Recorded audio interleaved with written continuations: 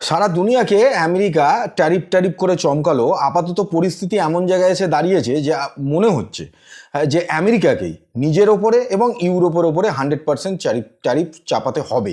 এছাড়া কিন্তু আমেরিকার কাছে আর কোনো গতি থাকবে না। এবারে এইটা বলার সঙ্গে সঙ্গেই কিন্তু আপনাদের মনেও এই প্রশ্ন জেগেছে যে তাহলে কি ট্রাম্প আবার নতুন কিছু করলো? কারণ ট্রাম্প এই মুহূর্তে যা যা সিদ্ধান্ত নিয়েছে, মানে প্রেসিডেন্ট হওয়ার পর থেকে, তাতে পৃথিবীতে অশান্তি বেড়েছে বই কিছু কমেনি।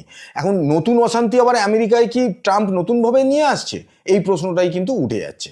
আসলে ব্যাপারটা হচ্ছে যে এই 3-4 দিন আগেই আমেরিকান সেনেটে সেখানে একটা নতুন বিল পাস করা হয়েছে যে যারা যারা রাশিয়ার থেকে তেল এবং গ্যাস পারচেস করবে তাদের উপরে 100% ট্যারিফ চাপানো হবে।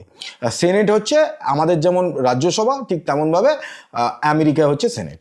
এবারে এই যে 100% ট্যারিফ চাপানোর গল্পটা যখনই এলো তখনই কিন্তু চায়না এবং ভারতের দিকেই আপাতত দৃষ্টিটা দেওয়া হচ্ছে, কারণ এরা দুজনেই রাশিয়ার থেকে সবচেয়ে বেশি তেল এবং গ্যাস নিচ্ছে। এবারে এইটা হওয়ার পরে কিন্তু উচিত ছিল যেটা, মানে আমেরিকা যেটা চেয়েছিল যে ভারত একটু ভয় পেয়ে যাক, কিন্তু ভারত তো ভয় পায়নি। উল্টে রিপোর্ট যেটা বেরিয়ে এসছে যে লাস্ট এই জুলাই মাসে আমাদের যতটা তেল লাগে আমাদের ডোমেস্টিক ইউজের জন্য, তার 55.5% আমরা তেল নিয়েছি রাশিয়ার থেকে। এবারে গল্পটা হচ্ছে যে এত ট্যারিফ হওয়া সত্ত্বেও ভারত ভয় পাচ্ছে না কেন? সেখানেই কিন্তু ওই যে থাম্বনেলে যে টাইটেলটা দিয়েছি যে আমেরিকা নিজের উপরে 100% ট্যারিফ চাপাবে, এই গল্পটা এখান থেকেই আমরা বোঝার চেষ্টা করব। দেখুন, আমেরিকার একটাই বক্তব্য হচ্ছে ইউরোপ আর রাশিয়ার মধ্যে এতদিন ধরে যে যুদ্ধ চলছে সেটা নাকি ভারতের জন্য, তার কারণ ভারত রাশিয়ার থেকে তেল কেনে এবং সেই কারণে রাশিয়ান অর্থনীতি দুর্বল হচ্ছে না, তাই যুদ্ধ এখনো চলছে, না হলে রাশিয়া এতদিনে যুদ্ধ থামিয়ে দিত অর্থনৈতিক কারণে।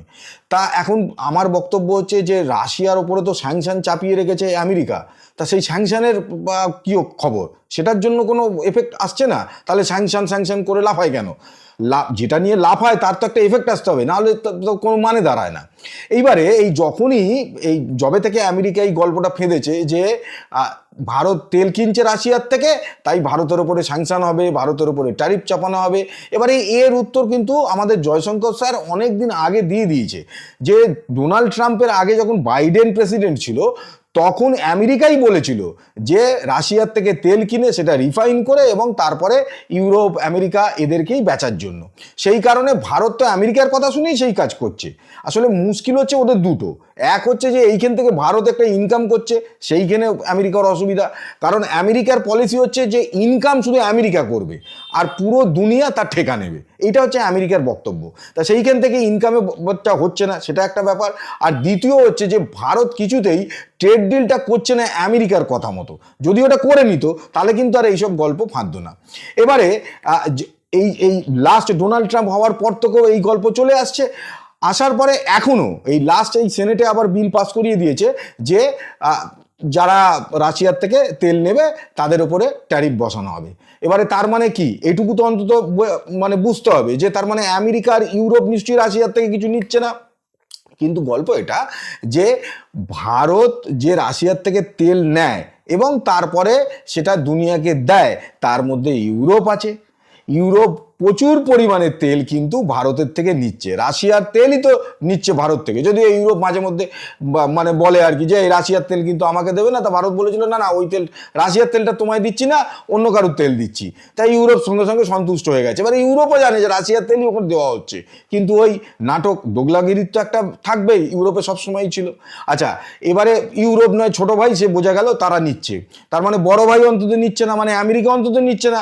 আমেরিকাও আমাদের থেকে তেল নিচ্ছে, রাশিয়ার থেকে যে তেল আমরা নিচ্ছি আমরা রিফাইন করছি, কারণ রিফাইন করার ক্ষমতা বা টেকনোলজি তারা দুনিয়ায় সব দেশ তৈরি করতে পারেনি, বহু দেশই পারে না, যেটা আমরা পারছি। আমরা পরপর রিফাইনারি তৈরি করছি এই কারণে যে আমরা তেল ক্রুড অয়েল কিনি, কাঁচা তেল রাশিয়ার থেকে কিনি, তারপর সেটা রিফাইন করি এবং সেটাকে আমরা বেচি।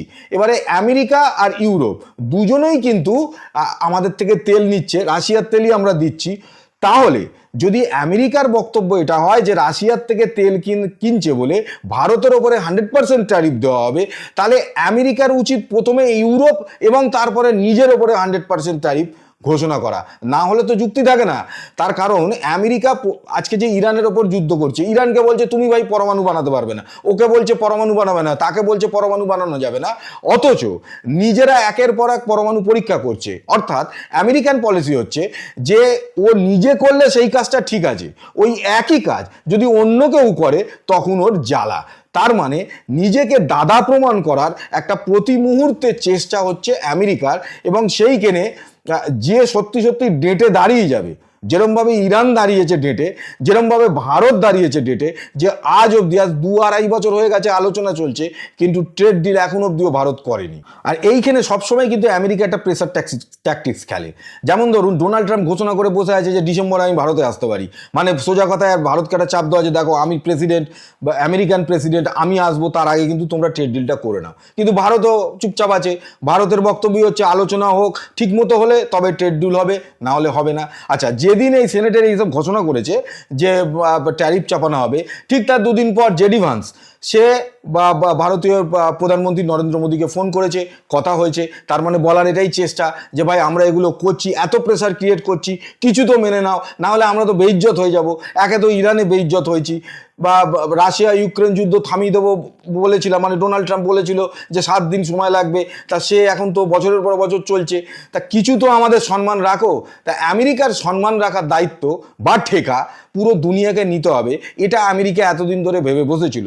কিন্তু বোধহয় আমেরিকার এই ভাবনাটা ভাবার সময় এসেছে যে আমেরিকার ঠেকা দুনিয়া নেবে না, আমেরিকার ঠেকা আমেরিকাকেই নিতে হবে, না হলে কিন্তু আগামী দিনে আমেরিকা আরও বেইজ্জত হবে।